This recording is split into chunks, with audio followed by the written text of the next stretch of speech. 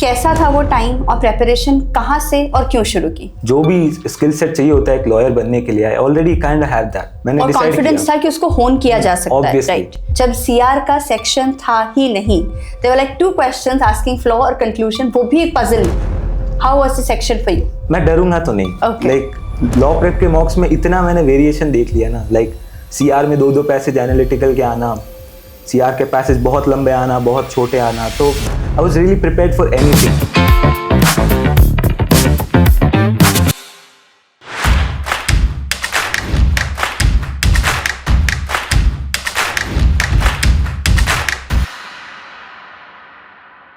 A very big congratulations to our law prep tutorial student Harshvardhan Singh Rajpurohit. Thank you ma'am. कैसे हो हर्षवर्धन, कैसा लग रहा है तुम्हें? जैसा लग रहा है वो तो मैम मैं अभी डिस्क्राइब भी नहीं कर पाऊंगा, क्योंकि लास्ट ऑलमोस्ट 2.5 साल से मेरा सिर्फ एक ही सपना रहा है and it's finally almost complete now. तो हाँ, almost complete, very good. Words का जो वो चुनाव है ना, एकदम सही हो गया तुम्हारा। Selection of words is just perfect. Let's start with the preparation phase. कैसा था वो टाइम और प्रिपरेशन कहाँ से और क्यों शुरू की? मैम मैं जब मैंने 10th पास करी थी तब एक्चुअली मेरे को आईआईटी जाके नॉर्मल एवरेज पैकेज लेना था, अच्छा सा लाइफ काटनी थी। अच्छा, फ्रॉम आईआईटी का मतलब ये प्लान था? जेई देना था मुझे। And I was really good at maths and science, मतलब मेरे साइंस में 95 आए थे 10th में, बट मैथ्स ने थोड़ा चोट कर दी, मतलब 73 भी नहीं आए मेरे। तो आई डिसाइडेड कि अब तो नहीं हो पाएगी मेरे से, जेई तो नहीं हो पाएगा। ठीक है। मुझे आर्ट्स लेनी थी, बट रिलेटिव्स एंड ऑल उन्होंने बोला कि साइंस मैथ से करो, क्योंकि 8 सालों का तो कुछ नहीं होता। ओके, रिलेटिव्स की चॉइस थी। ठीक है, ठीक है मैम। तो मैंने 11th में, मैं जब जैसे ही आया मैं 11th में, तो मेरे को साइंस मैथ्स लेनी पड़ी प्रेशर में। ठीक है। ऑलमोस्ट प्रेशर में मुझे साइंस मैथ्स लेनी पड़ी। वहाँ पे दोस्त वगैरह बने एंड 11th बहुत अच्छी निकली, बट मेरे को समझ आ गया था कि साइंस मैथ्स मुझसे नहीं होगी। मैंने रिसर्च करी कि मैं आगे क्या कर सकता हूँ, सब लॉ प्रेप का चैनल मिला एंड आई रियली थॉट कि CLAT is really the right exam for me. मतलब कॉम्प्रिहेंशन ले लो, लैंग्वेज स्किल्स ले लो, जो भी स्किल सेट चाहिए होता है एक लॉयर बनने के लिए, I already kind of have that. तो मैंने और कॉन्फिडेंस था कि उसको होन किया जा सकता है, राइट? मेरी स्कूल के इंग्लिश टीचर्स ने भी बोला कि definitely it's the right choice for you. मैंने 12th में मैंने सब्जेक्ट चेंज कर लिया। ओके। पहले मैं लॉ प्रेप आया था यहाँ पे, ऑलमोस्ट 7 जनवरी को मैंने एडमिशन ले लिया था 11th एंड में। अच्छा, ओके। तब मैंने डिसाइड कर लिया था फाइनली, मैंने एडमिशन भी ले लिया था। यहाँ पे टीचर से बात करी तो बोला कि स्कूल देखो है तो हेक्टिक स्कूल के साथ में, तो मैंने स्कूल जाना बंद कर दिया। मैंने आर्ट्स ले ली। लाइक फुल प्रिपरेशन इसी की। और प्रिपरेशन स्टेज की बात करें तो सबसे पहले किसकी प्रिपरेशन स्टार्ट की थी? कॉम्प्रिहेंशन की, या जीके में इंटरेस्ट था, या लॉ पढ़ना स्टार्ट किया, लीगल एप्टीट्यूड? मैं इतना दिमाग नहीं लगाया मैं जो भी टीचर्स बोल रहे थे, जो भी क्लास में हो रहा था, मैंने वो किया। मेरे को रियलाइज हुआ कि यार सही जगह आ गया हूँ मैं। ओके। पूरे साल मेरी प्रिपरेशन बहुत सही चली। पिछले साल I am a dropper right now, तो रिपीट करूँ मैं।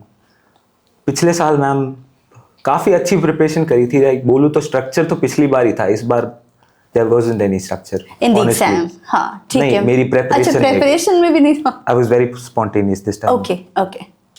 थोड़ा प्रेशर कम होता है उससे? लाइक प्रिपरेशन एक तो होता है स्ट्रक्चर्ड हो, तो एकदम टू द प्लान चलते हैं, तो थोड़ा प्रेशर महसूस होता है? उससे पर्सनली सबको नहीं लेना चाहिए, ये मेरी बात सबको नहीं माननी चाहिए।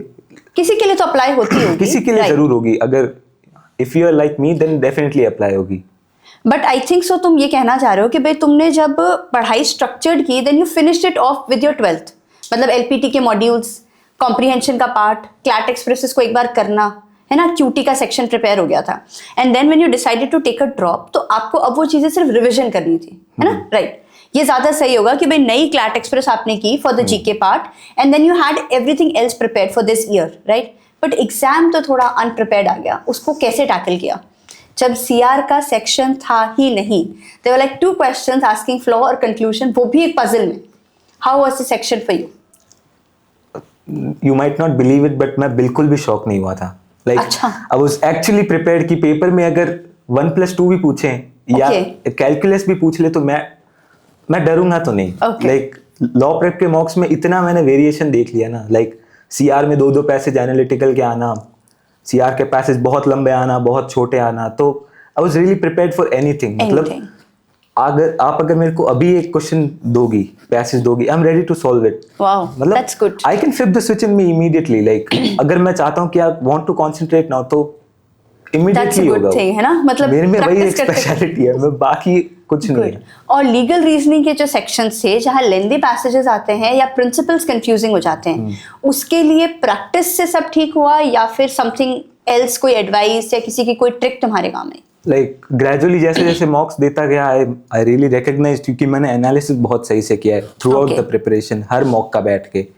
तो मेरे को मालूम पड़ रहा था कि एक प्रोसेस होता है कोई भी क्वेश्चन सॉल्व करने का। अगर एक पैसेज है उसमें 5 या 6 क्वेश्चन होंगे, पैसेज के कौन से पार्ट से वो क्वेश्चन डिड्यूस हो रहा है, मेरे को भी वही रिकॉग्नाइज करना है। अनुपमा मैम जैसे बोलती है, क्वेश्चन स्टेम रिकॉग्नाइज करो, गुड। क्वेश्चन क्या कहना चाहता है वो जानना बहुत जरूरी है सबसे पहले। And that comes with practice. That definitely comes with तो यू विल प्रैक्टिस। रिकमेंड कि मॉक प्रैक्टिस करना? बहुत सारे मॉक्स देने बहुत पड़ते सारे हैं। मॉक्स मैंने प्लस मॉक का एनालिसिस। थ्रू आउट प्रिपरेशन मैंने आराम से 250 के आर पार मॉक दिए हैं। ओके, डरना नहीं है। ये दिस इज लाइक अराउंड 2.5 साल का बता रहे हो? हाँ, 2.5 साल का। गुड। Like, उसमें तो इतने मार्क्स दिए जा सकते हैं। वंस यू बिकम प्रो कि भाई आप इसको देना है, वो डर खत्म हो जाता है, वो स्टेज आ जाती है when you only concentrated on the questions, तो फिर वो एक टेस्ट है नॉर्मल, उसमें कुछ ज्यादा फील नहीं होता, राइट? मेरे एंड मॉक लिए- एनालिसिस इज इम्पोर्टेंट। मेरे लिए मॉक कुछ स्पेशल चीज नहीं थी कि यार मॉक देना है, बहुत डर लग रहा है। स्कोर मेरे अगर 70s में भी स्कोर आए हैं तो I was really chill with it, क्योंकि मेरे पीछे बैकिंग बहुत सही थी। मेरे पेरेंट्स बिल्कुल भी प्रेशराइज नहीं करते हैं मेरे को, thank God. Healthy environment for your बहुत हेल्दी एनवायरनमेंट है वैसे। ओके, हेल्दी ठीक है, एनवायरनमेंट। ठीक है, अपना अपना वो होता है। We have our own blessings. He had a very good environment.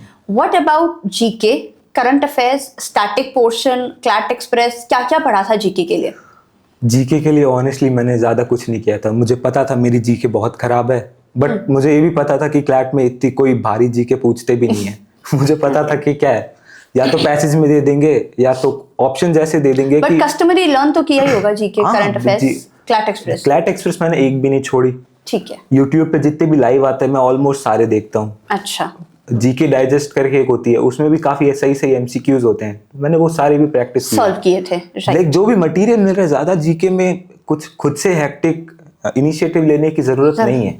Like Like, you जो are- भी प्रोवाइड हो रहा है मटेरियल इज गुड इनफ। अगर वो एग्जॉस्ट कर लिया, if you are so great, आपने मटेरियल एग्जॉस्ट कर लिया है तो अनुपमा मैम को मैसेज ड्रॉप कर दो। She literally has unlimited, She'll give you another मतलब set of learning things. You can not exhaust fully, मतलब बट अगर कर भी लेते हो तो there is no end to it. GK Right. बहुत वास्ट है, मतलब अगर जितना मटेरियल प्रोवाइडेड है फ्रॉम लॉ प्रेप वो इनफ है। अगर वो हो बहुत गया है, ज्यादा, जरूरत से ज्यादा ही है वैसे, बट इनफ। बट ठीक है, वो ज्यादा पढ़ के जाते हैं तो थोड़ा तो याद रह ही जाएगा वहां पर। And do you recommend?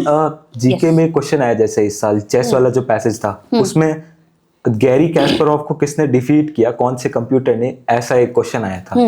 And उससे जस्ट इमीडिएटली पहले जो क्वेश्चन था वो पूछ रहा था पहला कौन होगा।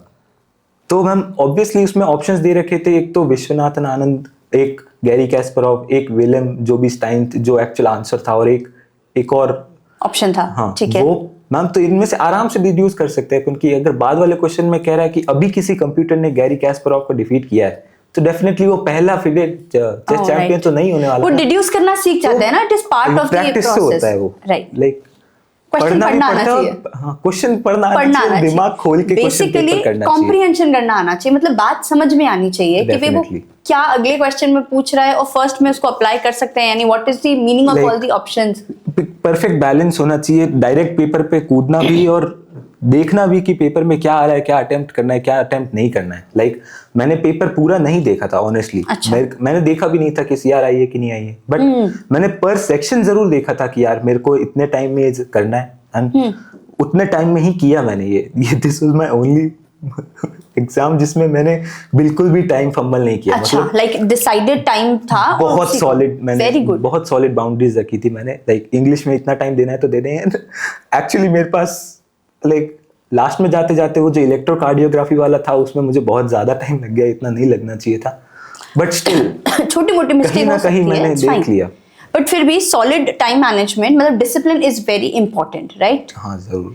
क्यूटी तो तुम्हें अच्छी लगती है, जस्ट सेड कि मैथ्स अच्छी थी, that is why you opted for science maths. पिछले साल जरूर क्यूटी नहीं धोखा दिया था, बट इट्स फाइन, वो मतलब जब रिजल्ट निकल जाए तब कोई अच्छा दिन है, खराब होता है तो कोई अच्छा भी अच्छा भी होता है, राइट। इस बार अच्छा था तो हो और फिर इन सबका सम अप ये निकाले कि फिर आपका इंग्लिश कॉम्प्रिहेंशन अच्छा है। इंग्लिश तो लाइक I'd say शायद गिवन है, क्योंकि मैंने किया नहीं कभी कुछ इंग्लिश के लिए। स्पेशली सोनिया मैम है, अनुपमा मैम है, लाइक मैंने इतने इतने पैसेज पढ़ लिए हैं, इतना रिकग्नाइज कर लिया है कि मेरे को 4 मिनट भी नहीं लगते एक पैसेज करने में। लाइक ऑनेस्टली बोलूं तो आरसी का अगर कोई पैसेज होगा, सच 6 क्वेश्चन कॉन्फिडेंस भी इज है नीडेड तो फॉर द एस्पिरेंट्स कि करते करते हो जाता है, और जो आपकी स्ट्रेंथ है आपको स्पीड बिलीव बहुत करना ज्यादा पड़ेगा। बढ़ जाती है मैम। अगर Right. अगर क्वेश्चंस पूरी तरीके से एग्जॉस्ट कर लिए ना, देन स्पीड तो अनमैच्ड होने वाली है, कोई भी how did you maintain between speed and accuracy? मतलब पहले एक्यूरेसी पे ध्यान देना, you don't need to maintain between speed and अच्छा। एक्यूरेसी, लाइक होते बैलेंस होते करने जाएगा। की कोई जरूरत ही नहीं है। Okay.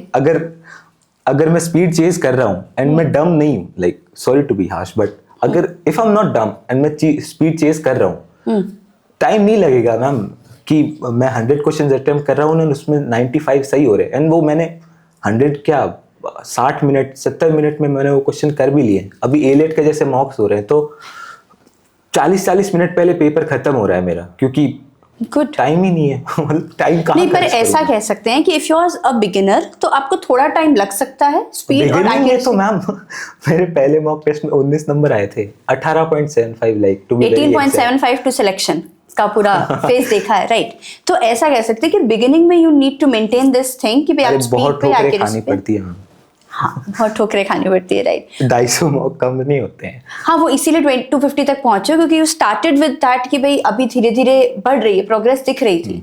तो लाइक इनिशियल मॉक्स तो सिर्फ स्पीड या एक्यूरेसी पे ही वर्क करते करते निकल गए कि दोनों में से क्या ध्यान देना है पहले, and then you were like कि अब सही है and now I am working on gaining scores. I found my rhythm, I stick to it. मतलब मैंने डिसाइड कर लिया था कि मेरे लिए क्या काम करता है, रुकना नहीं। लाइक इफ आई स्टॉप, फिर मेरे से नहीं होता पेपर।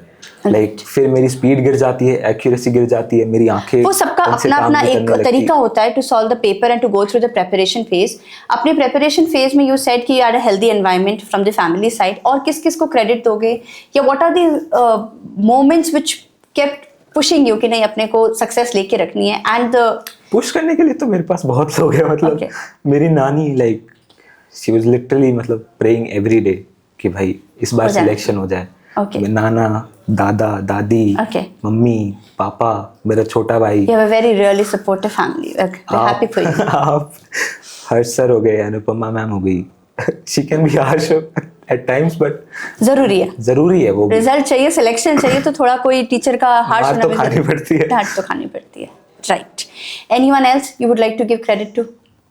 लॉ प्रेप शायद, डेफिनेटली। लाइक अगर अभी मैंने जितना भी कुछ बोला है, 250 मॉक्स ले लो, अच्छे मेंटोर्स ले लो, लाइक अगर मेरे पहले मॉक में 18.75 आए थे एंड अभी अगर इतने मार्क्स आ रहे हैं, तो ये भी मैजिकली नहीं हुआ है। यहाँ पे एक अच्छा एनवायरनमेंट है लॉ प्रेप में। लाइक हर मेंटोर के पास आप जाओगे ना, छोटी से छोटी प्रॉब्लम लेके जाओगे कि मुझे ये पैसेज समझ में भी नहीं आ रहा है, तो they will literally sit down and एक एक वर्ड समझाएंगे आपको। मैंने नहीं किया ऐसा क्योंकि मुझे आता था, बट मैंने देखा है बच्चों को करते हुए। लाइक मना नहीं करता कोई। लिटरली पैसेज लेके आ जाते हैं पूरा पूरा एंड बोलते हैं समझाओ, मेरे को कुछ समझ में नहीं आया। एंड फिर भी आप हो गई, सोनिया मैम हो गई, अनुपमा मैम तक ये काम करती है कि भाई एक एक वर्ड समझाना बैठ के, कौन से वर्ड से क्या निकल रहा है। तो डेफिनेटली एक सही मेंटोर होना, एक अच्छी, लाइक मैंने पाथवे फॉलो किया, बट वो पाथवे बनाया भी मेरी और कोचिंग के कोलैबोरेशन से ही है। मैं मुझे क्या रास्ता करना है दिखाया, मैंने चला डिसाइड किया। आपने है, बट फिर भी सही रास्ता दिखाया मुझे लॉ प्रेप ने, उस पे कैसे चलना है वो मैंने डिसाइड किया। तो एक अच्छी कोचिंग होना, लाइक लॉ प्रेप बहुत जरूरी है। आई एम नॉट सेइंग कि उसके बिना हो ही नहीं सकता, बट अगर आप इतने डिसिप्लिन होते तो चाहिए ही क्या था। Right. I am personally very proud of your achievement, of your journey. बहुत अच्छा सफर कल्मिनेट हुआ है, that you have this, honestly you are very happy. Of course you are allowed to be ecstatic about it. Life का एक बड़ा काम हो गया है, बहुत बड़ा काम हो गया। Many congratulations Harshvardhan. Thank you, ma'am. जल्दी मिलते हैं दोबारा। Okay, all the best for your future. Thank you.